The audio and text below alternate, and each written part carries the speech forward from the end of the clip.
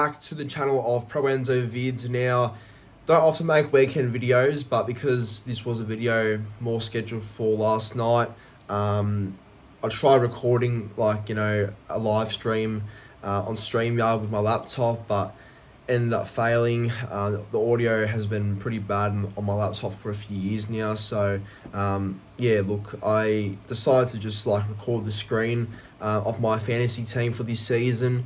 So that's all we can do. That's the best I can think of at the moment, because yeah, nothing else is really working, but that's all right. My fantasy team's available right now. It's out.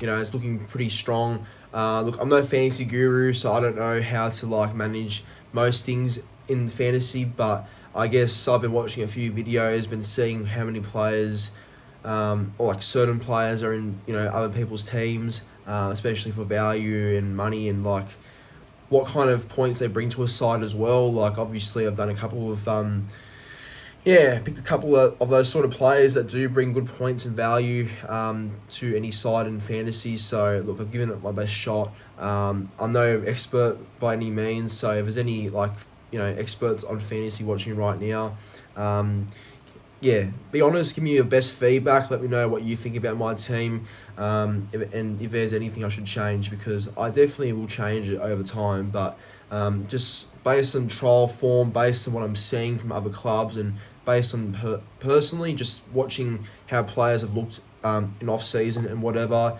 and just noting as well what players are starting for certain clubs and whatever too. I think that's very important, so that's why my team's based up around all those sort of things. So just sit back and enjoy, and I'll show you my team right now. But as always, make sure to like, comment, and subscribe to the channel. And appreciate all the support, means a lot. And thank you very much for all the new subscribers as of recent as well. It does mean a lot. But here we go. Enjoy my team, and let's reveal it.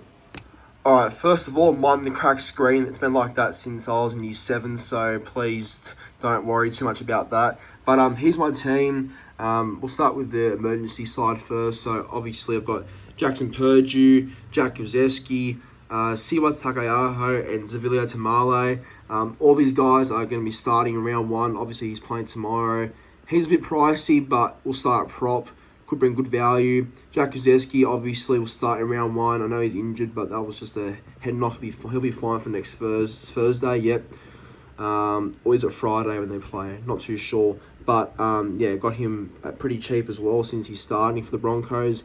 And Jackson Purdue, same story. Starting for the Cowboys in the Senses, and he'll be able to impress early.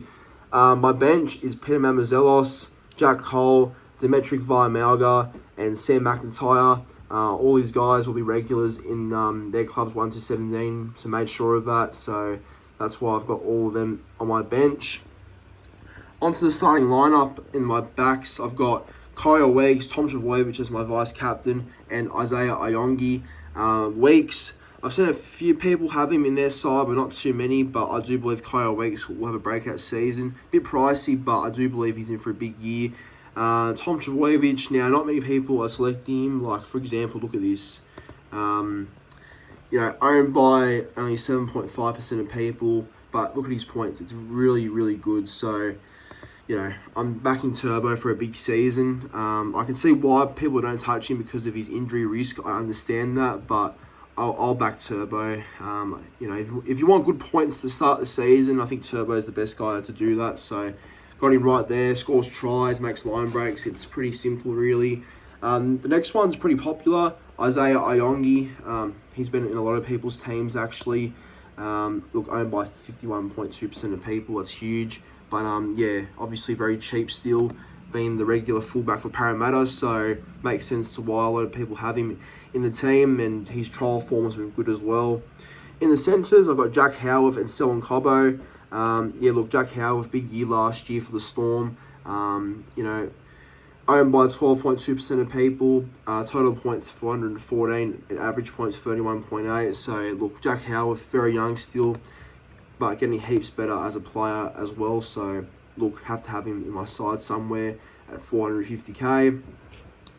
Now, a bit risky this one, but I think under Madge, and looking at how he played against the Bulldogs, he looks a bit more leaner and very fit this season, and also is starting on the wing as well, which is, I believe, his best position. So on Cobbo. So look, I think Cobbo will have a big season for the Broncos.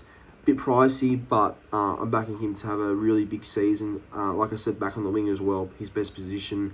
The halves are Luke Metcalf and Nathan Cleary. So Luke Metcalf is the preferred halfback for the Warriors.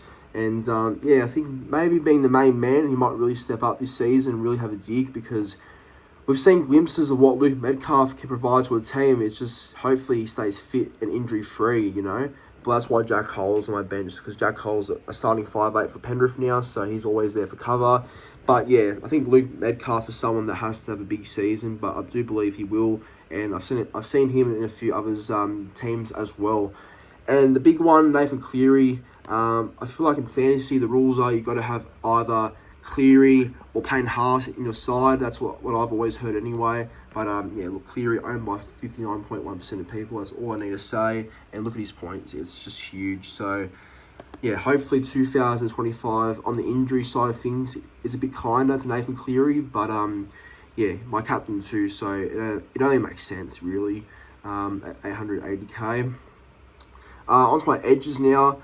I've got Nafahu White and Kulikefu Finafiliaki. Now, this one's a bit risky just because I think them two are not confirmed starters. I've heard that Finafiliaki will start in the back row for the Dolphins.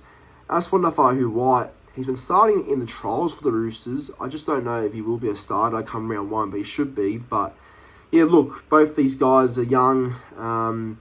You know, Finafiliaki is obviously a player to get better with over time, and I see him having a big season if he is starting. And Nafahu White, you know, Roosters losing Terrell May, and obviously their forward pack being a little bit decimated. I think he's someone that could really stand up this season and have a big year. At 415k, it's not too bad, but hopefully if he is starting, it's worth the money. In the middles now, I've got Isaiah Yeo, Terrell May, and Tallis Duncan.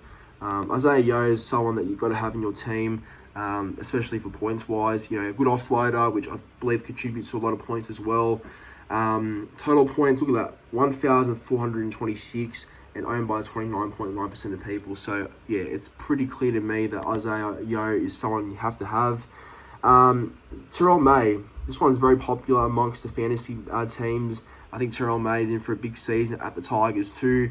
He'll be the main guy at Tigers in the forward pack, the intimidator up front. He'll go there to prove a point to the Roosters, especially who kicked him out of the club pretty much. Or should I say Trent Robinson. So, yeah, Terrell May, big year for him ahead. Owned by 41.6% of people. And look at his points, it's just huge. So, someone that I just had to add to my team.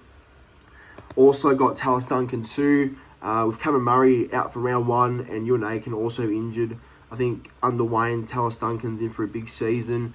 I've seen a couple of people say he should start lock or back row, but more lock. But wherever he plays, I'm pretty sure he will start in round one, purely because of South's injuries overall. So, yeah, a bit pricey, I think, for mostly a bench player, but he is talented though, Tallis Duncan.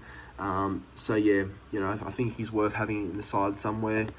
And lastly, one that might shock everyone, because, you know, it's a bit risky, I guess, since he hasn't played since 2023. But I've got Corey Pakes as my starting hooker.